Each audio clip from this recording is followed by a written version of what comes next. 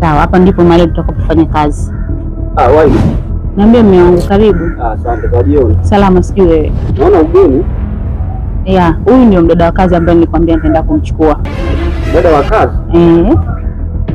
Swala la mdada wa kazi, mke wangu, silikuzuia kabisa hilo jambo.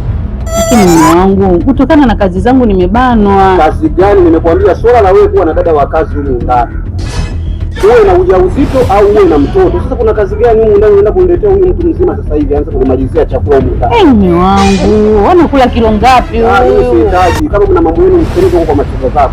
Sitaki kabisa mimi mdada wa kazi. Mume wangu jamani. Hiyo nimeshakwambia nimemaliza. Basi sawa dada, mimi nahisi niondoke.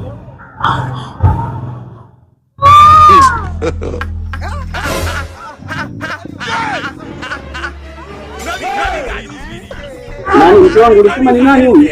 Ngoja tu tuondoke mume wangu. Ngoja, ni nani ulisema?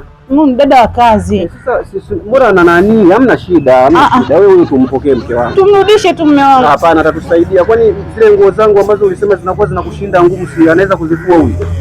Yale majinsi naona yuko safi, atatufaa sana huyu. Dada karibu.